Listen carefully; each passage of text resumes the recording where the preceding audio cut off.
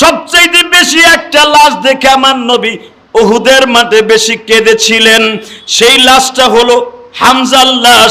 এই হামজারে এমন বিশ্রী অবস্থায় এমন ভাবে তাকে হত্যা করা হয়েছিল, হামজার মাথাটাকে আলাদা করার পরে ছেড়ে দেয় নাই, কলিজাটাকে টেনে বের করছে, হাতের পাঞ্জাগুলো কেটেছে, চোখ দুটা উঠাইছে।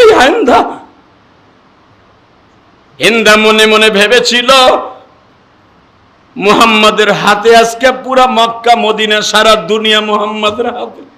বাজান রে, আপনাদের ছোট্ট একটা কথা বলে দিয়ে যাই, হিন্দা কিন্তু আমার নবীর শাশুড়ি। হিন্দাকে শাশুড়ি বুঝেন না? যেই বউলে ঘুমান, ওই বউডারে যে পেটে রাখছে উনি কি হয় আপনার? তা নবীর একজন বিবি উম্মে হাবিবা, হিন্দার মাইয়া, খুব আদরের মাইয়া, একমাত্র মাইয়া উম্মে হাবিবা, আবু সুফিয়ানের মেয়ে। আইসে জামাইরে খুন করার লেগে আইসে, স্বামীরে কিল লেগে ছিনায় নিছে। বাজান রে, হিন্দা যখন বিশাল বড় একটা বল্লম লইয়া হেরেমের মধ্যে ঢুকছে, আমার নবী কাবা ঘরের সামনে দাঁড়াইয়া দোয়া করতেছে, মালিক,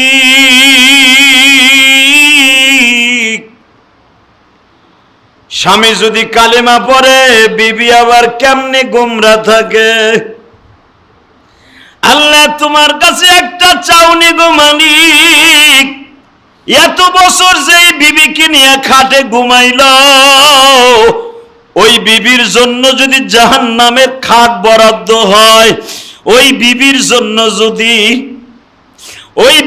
জন্য যদি জাহান্নামের খাট বরাদ্দ হয়, আল্লাহ হিন্দা কই যাইব? তুমি যদি পারো হিন্দার জন্য রাস্তা খুলিয়া দাও, হেদায়েতের রাস্তা। নবী আমার বলছিলেন, কোন দুর্বল মহিলার গায়ে হাত দিবা না, কোন বাচ্চার গায়ে হাত দিবা না। যদি আমরাও ক্ষমতায় আসছি, ক্ষমতার অপব্যবহার করা যাবে না। যে আল্লাহ ক্ষমতা দেয় ওই আল্লাহ নিয়ে নেয়। তাহলে বোঝা গেল বাবা, সুন্দর রাজনীতির একমাত্র মাস্টার প্রফেসর হলেন আমার নবী। কথা ঠিক না বে ঠিক? নবীর আদর্শ যদি সবাই মানিয়া লইতো, এই দেশে কোন দল কোনদিন অন্য দলে যাওয়া লাগতো না।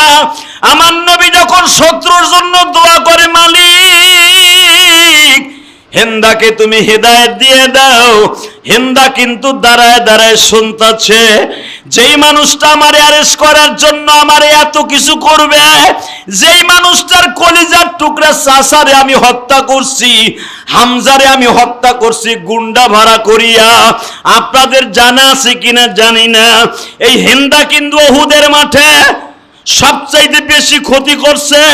এই হিন্দা ওই জামানার হাজার হাজার টাকা দিয়া বাবা, এই জামানার লক্ষ লক্ষ টাকা দিয়া নিজের গাইডের থেকে বাবা গুন্ডা ভাড়া করে উহুদের মাঠে হাজির হইছে।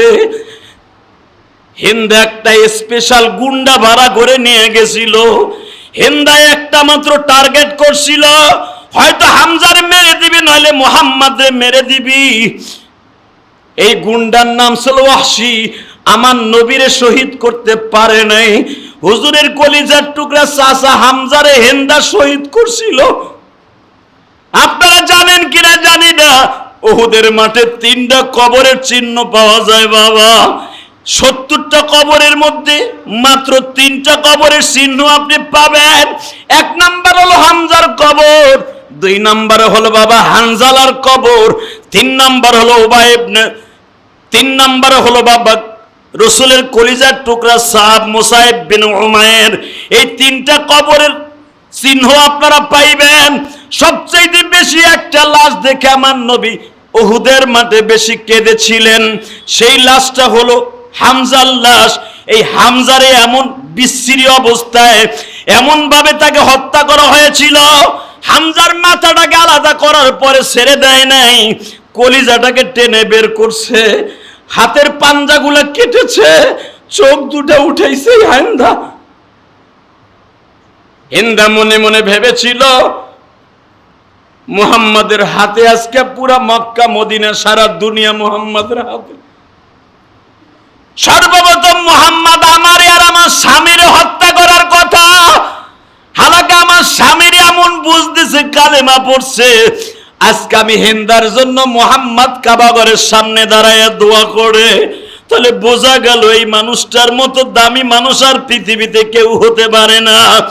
বাজান একটু উহুদের দিকে তাকাইলে আপনার চোখে পানি রাখতে পারবেন না।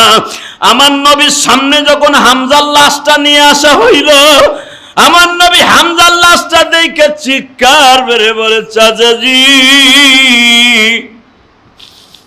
এইভাবে কি কোনো মানুষকে কোনো মানুষ মারে?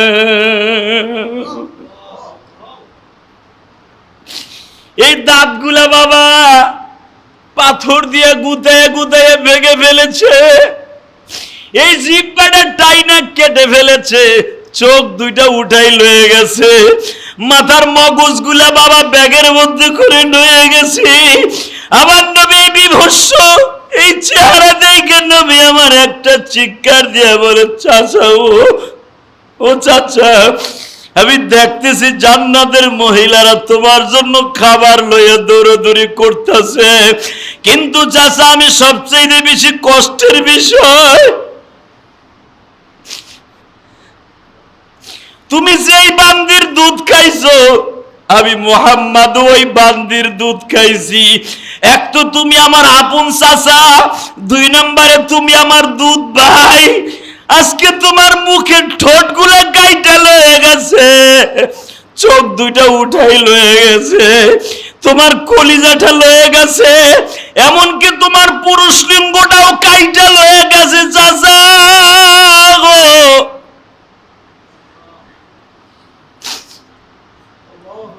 বাবা সবচাইতে বেশি কষ্ট লাগে এই যে আয়না ঘরগুলা দেখা যায়, কত মায়ের কোল খালি করছে, কত মায়ের হাত পা সন্তানের কেটে দিছে। বাবা শুধু আমি আপনাদের খেদমতে আরজ করতে চাই, এই দুনিয়া কিন্তু থাকার জায়গা না। নবীর আদর্শ যদি কারো অন্তরে থাকে বাবা, সে যে দল করুক না কেন, কিন্তু কোনোদিন ওই মানুষটা মানুষের ক্ষতির রাজনীতি করতে পারে না। শুধু এখানেই শেষ না, হিন্দা নবীর চাচারে এই বুকটা ভারিয়া কলিজা বাইর করে মূলের মতো শশার মতো চাবায় চাবাইয়া আবার জমিনে ফেলাই রেখে গেছে। নবী যখন চাচার কলিজা গুলা দেখছে, নবীর কলিজার মধ্যে দাউ দাউ করে আগুন লেগে গেছে। যেই মানুষটা কাঁদলে সারা দুনিয়া কাঁদত, যেই মানুষটা কাঁদলে আবার আল্লাহ নিজে কষ্ট পাইত, যেই মানুষটা কাঁদলে বাবা জিব্রাইল নিজে কাঁদত, ওই মানুষটা চাচার লাশ দেখে কান্দে। এই আমার আশুলিয়ার কলিজার টুকরা ভাইরা, আওয়ামী লীগের পতনের পরে তোমরা একটা জিনিস দেখিয়ে রাখবা, যে কে কে দল করবা জানি না, আওয়ামী লীগের পতন দেখে নতুন করে যারাই রাজনীতি করতে আসবা, তোমরাও শিক্ষা গ্রহণ করবা, তোমরাও কোনোদিন জনগণের সাথে খারাপ ব্যবহার করবা না। রাজি আছেন না নাই? আল্লাহ কবুল করুক, জোরে কোন আমিন। ও বাজান, আল্লাহর বিচার আছে না নাই? এ কথা কন না, আছে না নাই? যেই আবু সাইদ রে যেই পুলিশ গুলি করছিল,